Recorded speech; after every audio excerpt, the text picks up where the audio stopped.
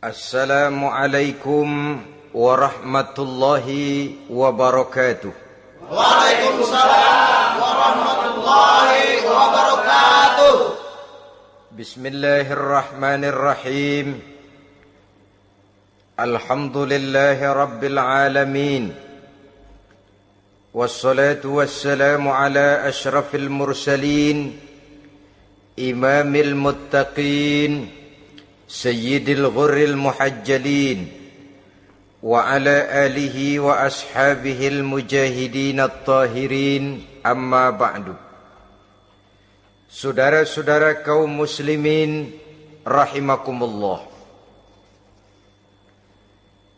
Satu hari ketika seorang ulama besar bernama Al-Imam Al-Faqih Abu Lais tengah berjalan-jalan di dekat kota Basrah,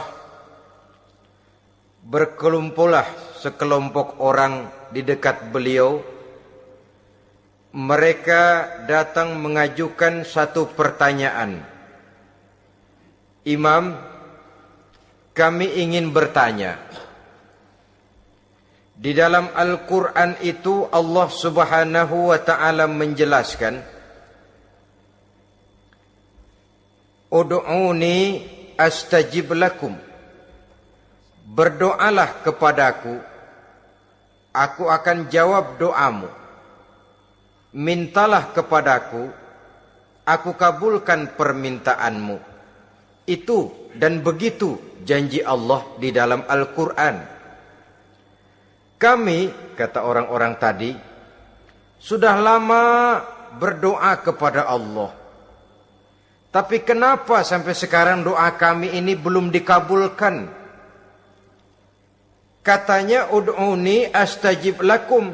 Kalau kamu berdoa, aku jawab, aku penuhi, aku kabulkan doamu. Itu janji Allah. Kami sudah lama berdoa pagi, sore, siang, malam. Nyatanya sampai sekarang doa kami belum dikabulkan. Ini bagaimana?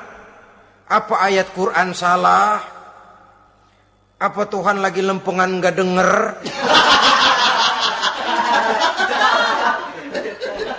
Apa doa kami yang terbalik?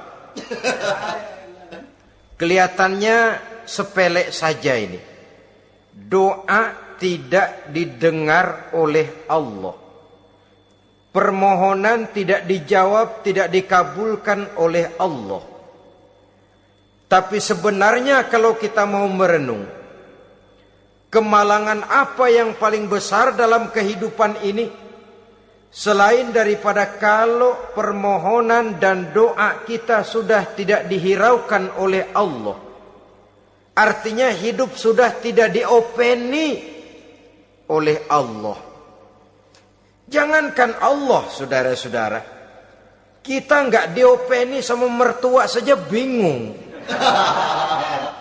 Ini mertua diem aja, kalau saya salah apa salahnya, kalau ada yang dikepengenin apa kepengenannya, boyak ngomong kenapa diem begitu.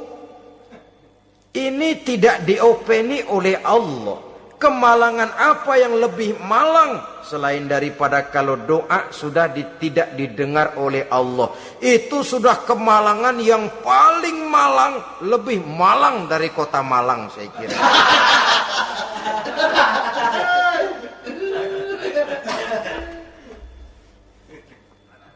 Menghadapi pertanyaan ini, Imam Al-Faqih Abu Lais senyum. Lalu beliau berkata, tuan-tuan, tahu kenapa doa tuan-tuan tidak dijawab, permohonan tidak dikabulkan? Allah sudah tidak memperdulikan tuan-tuan ini. Kami tidak tahu, Imam, maka kami bertanya. Begini, hati tuan-tuan itu mati.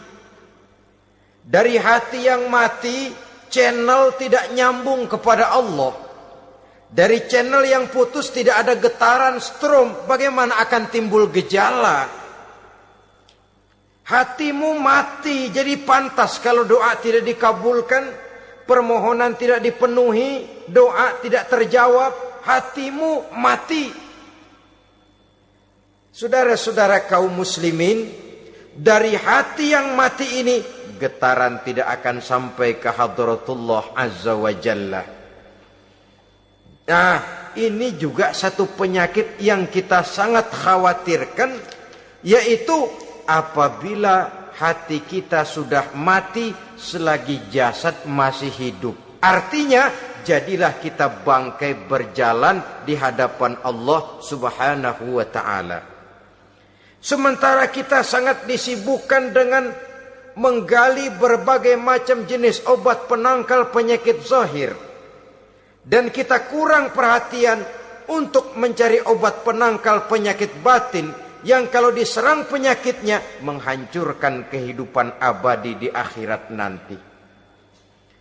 Perkembangan ilmu kedokteran nyata benar diikuti dengan perkembangan jenis-jenis penyakit. Makin maju ilmu kedokteran, makin modern penyakit. Ngerti juga rupanya itu penyakit. Dulu kita tidak kenal yang namanya AIDS. Kita tidak tahu yang namanya liver. Kita tidak kenal yang namanya stres. Paling yang banyak cika, masuk angin, dan sebagainya. Tapi baiklah, penyakit-penyakit batin yang menyebabkan hati menjadi mati, dan dari hati yang mati, doa tidak naik, tidak didengarkan oleh Allah subhanahu wa ta'ala. Nah, kata orang-orang tadi, yang menyebabkan hati kami mati ini apa, Imam? Beliau menjawab, pertama, araftumullaha wa lam tu'tuhu haqqahu.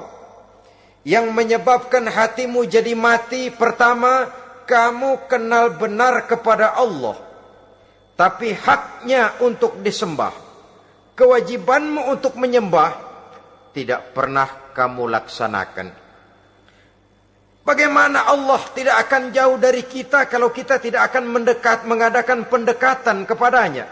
Dan pendekatan kepada Allah hanya bisa kita tempuh melalui jalur kegiatan ritual ibadah. Allah akan terlalu jauh apabila kita hanya membicarakannya lewat filsafat dan renungan yang mendalam. Tapi Allah akan dekat dan terasa hadir dalam hidup apabila kita dekati ia dengan pelaksanaan ibadah kepadanya. Kamu kenal Allah, tapi hakmu untuk menyembah, kewajibanmu untuk menyembah, haknya untuk disembah, tidak pernah kamu laksanakan. Kalau soal Allah kita kenal bukan main. Bahkan tidak hanya kita mengajarkan kenal juga kepada anak-anak kita. Kalau ditanya siapa pencipta matahari, bulan dan bintang? Allah. Siapa pencipta lautan, gunung, hutan belantara dan sungai-sungai? Allah. Siapa pencipta bumi, matahari dan sebagainya? Allah. Sembahyang apa enggak? Bagaimana nanti?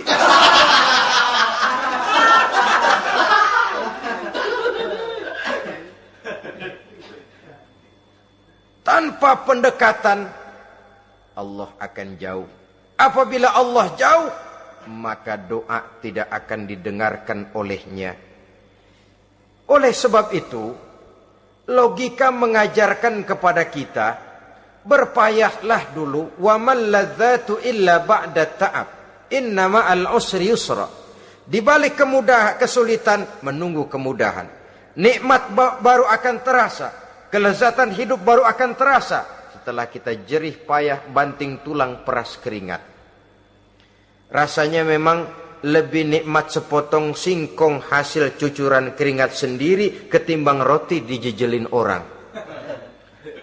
Ini berarti kita ingin mohon pertolongan kepada Allah, sementara dengan Allah sendiri kita jauh.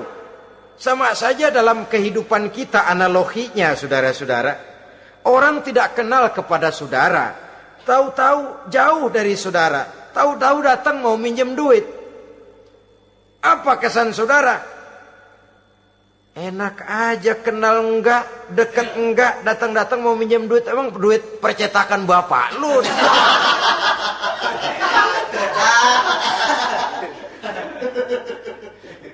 Sedangkan yang kita kenal, sedangkan yang kita bertemu tiap hari, Sedangkan yang sering datang ke tempat kita, kalau satu saat dia pinjam duit, toh kita kadang-kadang masih mikir.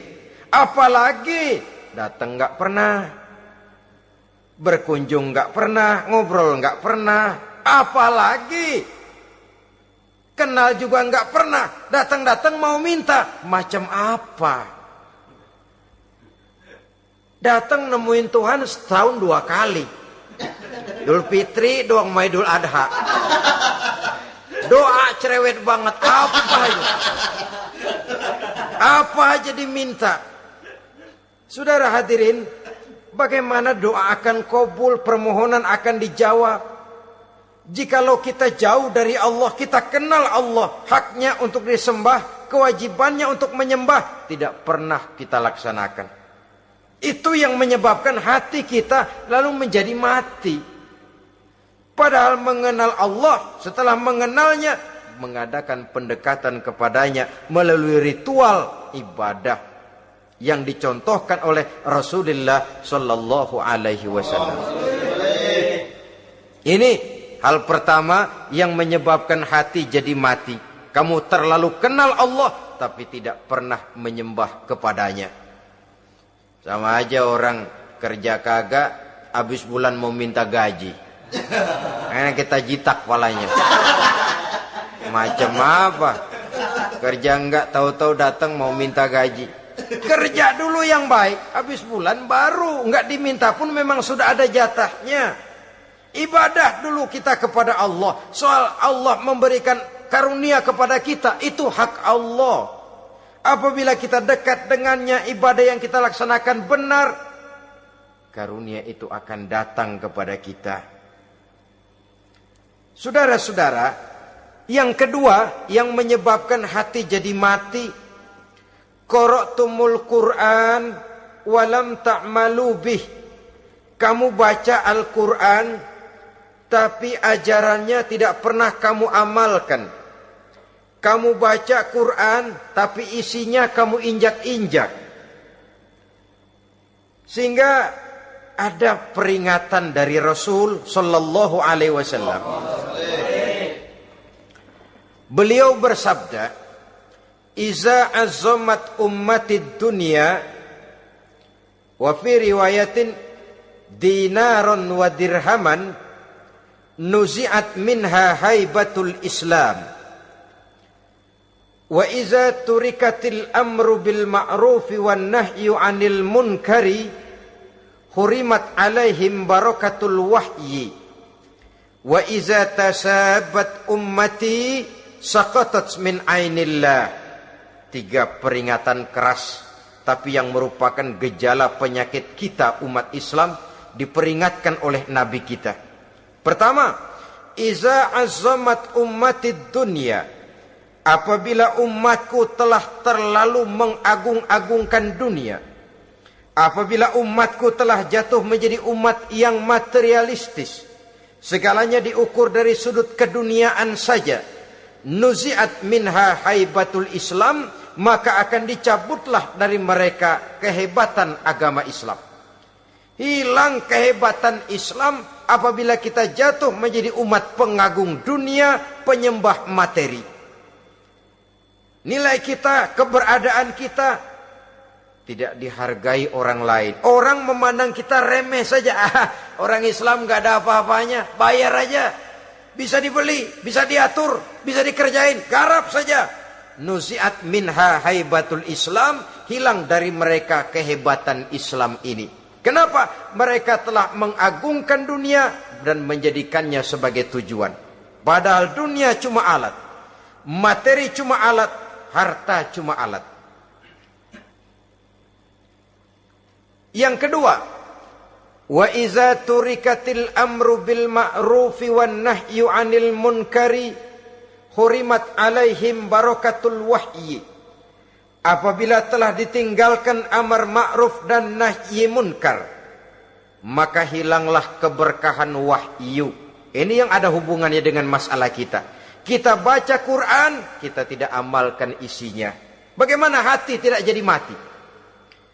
Amar ma'ruf dan nahi munkar ditinggalkan orang, hilang keberkahan wahyu. Pada saat itu boleh jadi Quran ada, tapi cuma tinggal tulisan saja. Islam ada, cuma tinggal sekedar nama saja. Diseminarkan, disimposiumkan, dimuktamarkan, tapi tidak dijabarkan dalam kehidupan sehari-hari. Apabila amar ma'ruf dan nahi munkar telah ditinggalkan orang, hilang keberkahan Quran itu. Akibatnya apa? Apabila amar ma'ruf tidak lagi digalakkan orang, nahi munkar tidak dilaksanakan orang, lalu orang menilai sesuatu menurut seleranya sendiri. Mana yang ma'ruf, mana yang munkar, tidak ada lagi patokan utama. Kalau baik kata otaknya, dia kerjakan. Tidak baik menurut otaknya, dia tinggalkan. Agamanya adalah otak, berhalanya adalah akal. Akhirnya umat kehilangan pedoman. Tidak lagi jelas mana batas yang ma'ruf, mana batas yang munkar. Dalam kondisi sedemikian, akhirnya akan terjadi penjungkiran nilai. Paling celaka nantinya, yang ma'ruf malah dianggap munkar, yang munkar malah menjadi ma'ruf. Peringatan ketiga dari Nabi, wa iza tasabat ummati saqatat min ainillah. Apabila umatku sudah saling berbantahan, apabila umatku sudah saling caci memaki, saqatat min ainillah, jatuhlah mereka dalam pandangan Allah Subhanahu wa taala. Hilang wibawa umat yang sudah saling mencaci maki, saling menjatuhkan, saling gasak, gesek, gosok. Justru agama menganjurkan kita ini saling asah, asih, asuh. Kadang yang kita praktekkan, kita ini saling gasak. Yang kedua, saling gesek. Yang ketiga, saling gosok. Gasak, gesek, gosok. Kacau kita ini. Saling gasak, menjegal kawan seiring, menggunting dalam lipatan. Saling gosok, fitnah sana, fitnah sini. Saling gesek, sikut kiri, sikut kanan. Tidak peduli orang lain luka dan sebagainya. Yang penting dia bisa nangkring. Jatuh kita dalam pandangan Allah apabila umat sudah saling mencaci maki. Maka kita kembali kepada persoalan. Hal kedua yang menyebabkan hati jadi mati, qara'tumul Qur'an walam ta'malu bih. Kita baca Al-Quran, tapi ajarannya nyaris tidak kita amalkan di dalam kehidupan kita. Akibatnya hati lalu jadi mati. Itu yang kedua. Yang ketiga, yang menyebabkan hati jadi mati dan doa tidak terjawab, idda'aitum annakum min ummati Muhammadin sallallahu alaihi wasallam walam ta'malu bisunnatihi. Kamu mengaku, kamu memproklamirkan diri sebagai umatnya Nabi Muhammad, tapi sunnahnya tidak pernah kamu amalkan. Malahan perkembangan paling akhir, bukan saja tidak mau mengamalkan sunnah, malah mengingkari sunnah. Inna lillahi wa inna ilaihi raji'un. Oh, Nabi Muhammad itu manusia biasa seperti kita. Sebagai manusia dia bisa salah. Dan ternyata hadis banyak yang palsu. Yang otentik cuma Quran. Selebihnya adalah sejarah. Tidak ada itu sunnah. Langsung saja kepada Quran. Oh, hadis itu bukan sumber hukum. Oh, tidak perlu mengamalkan sunnah. Saudara-saudara kaum muslimin, mengaku kita umat Nabi, tapi sunnahnya kita campakkan, tidak kita amalkan. Setelah tidak kita amalkan, kita campakkan. Setelah kita campakkan, kita ingkari pula. Inna lillahi wa inna ilaihi raji'un. Bagaimana hati tidak jadi mati?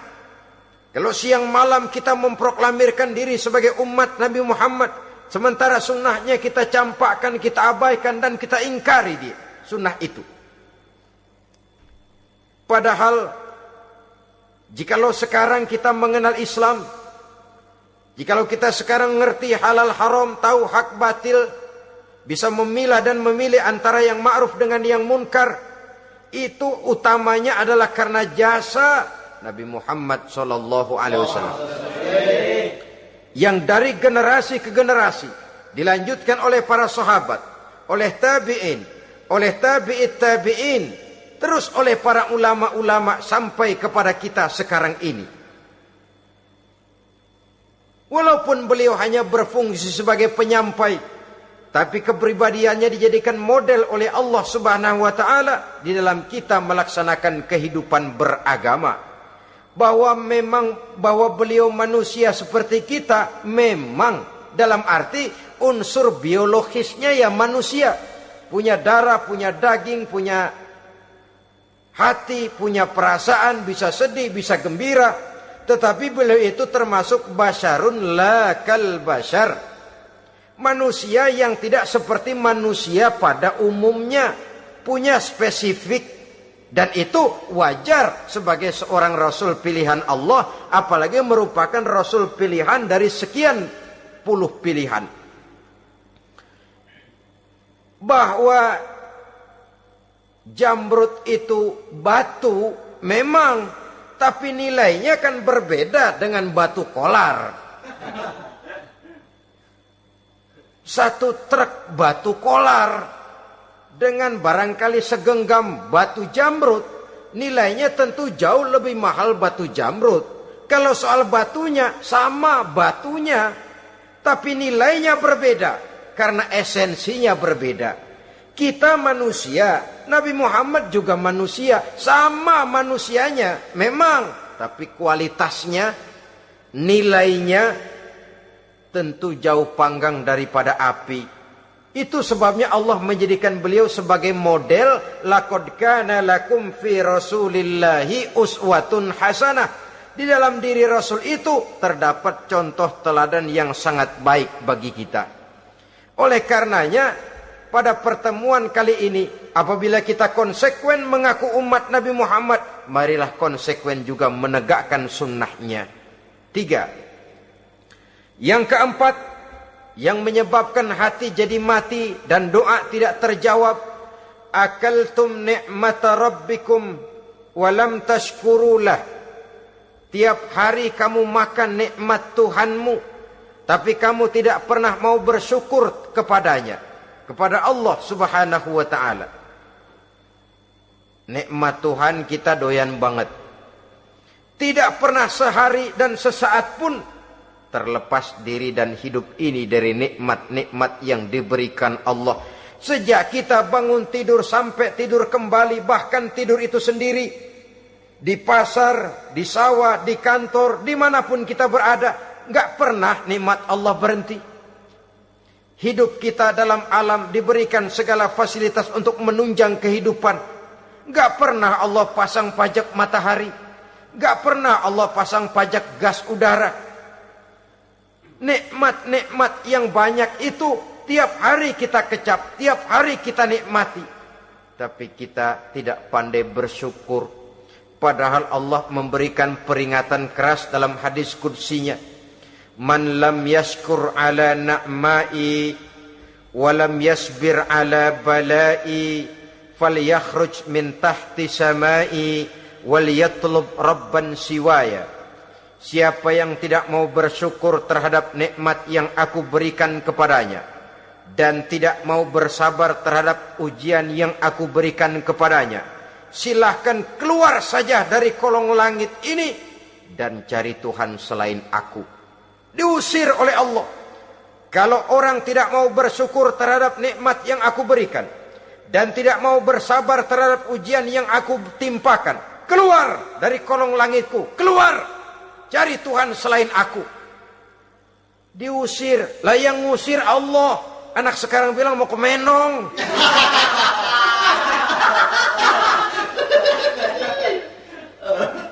Kalau diusir kita dari Jakarta, masih bisa pindah ke Bandung. Diusir kita dari Bandung, bisa pindah ke Jogja, Solo. Diusir kita dari Indonesia, bisa pindah ke Singapura, Malaysia. Diusir dari kolong langit, mau cari langit mana lagi? Kalau kau tidak mau mensyukuri nikmatku, tidak sabar terhadap ujian yang aku berikan kepadamu, keluar saja, keluar dari kolong langitku ini, cari Tuhan selain aku. Kalau istilah kita mah Tuhan, jengkel banget udah itu. Nikmatku, nikmat yang aku berikan kau makan. tapi kepadaku engkau tidak pernah mau bersyukur. Saudara-saudara kaum muslimin rahimakumullah, wajar. Kita dulunya tidak ada, sekarang ada, nikmat. Susunan biologis manusiawi kita demikian cantik, nikmat. Tinggal di bumi, fasilitas yang kita perlukan disediakan, tinggal kemampuan kita mengelolanya. Nikmat. Diberikan kita otak yang membedakan kita dengan binatang, nikmat. Diberikan kita agama, diutus para rasul untuk jadi model dalam kehidupan kita, nikmat. Kalau cara kita emang kurang apa sih? Apa yang kurang, hai manusia? Engkau tidak ada, aku adakan. Kalau aku perintahkan kau tinggal di bulan, mungkin kau tidak akan sanggup hidup. Begitu lahir juga kelepek-kelepek habis. Ya nggak ada HO2 toh di bulan. Mau ngisap apa? Aku tinggalkan kau, aku perintahkan tinggal di permukaan bumi. Alamnya indah, fasilitas serba menunjang. Nikmati semuanya, semuanya untuk kamu, semuanya. Satu pintaku, syukuri nikmat yang aku berikan kepadamu. Ya bukan cuma syukur dalam ucapan, syukur dalam perbuatan. Banyak nikmat yang diterima, makin banyak dia sujud, makin banyak dia ruku, makin banyak dia mengadakan pendekatan kepada Allah. Syukur dalam artian berupa tindakan dan perbuatan, mempergunakan nikmat sesuai dengan kehendak yang memberikan nikmat itu sendiri kepada kita. Saudara-saudara kaum muslimin rahimakumullah, ini penyakit yang keempat. Kamu makan nikmat Tuhanmu, tapi kamu tidak pernah pandai bersyukur kepadanya, mensyukuri nikmat yang diberikan tadi. Bagaimana hati tidak jadi mati? Kita sibuk mempersolek jasmani, mencari obat penangkal penyakit zahir. Maka yang ramai di zaman sekarang, saudara lihat, salon, fitness, senam, macam-macam jenis. Tidak ada salahnya dan tidak ada jeleknya. Tapi kalau itu sampai melupakan kita kepada memperindah batin, memperbaiki jiwa, artinya bukankah kita perlahan tapi mempersiapkan diri menjadi bangkai berjalan di hadapan Allah. Dengan operasi plastik, yang pesek jadi mancung, yang sipit jadi belok, kulit keriput jadi kencang, pipi terlalu cekung bisa diatur. Saudara-saudara, tapi kalau hati yang rusak, jiwa yang rusak, kemana lagi kita akan berobat kalau bukan kepada agama? Maka hati itu jadi mati apabila kita selalu memakan nikmat Allah dan tidak pandai mensyukuri nikmat itu. Dari hati yang mati tidak akan ada getarannya. Oleh sebab itu doa tidak terjawab.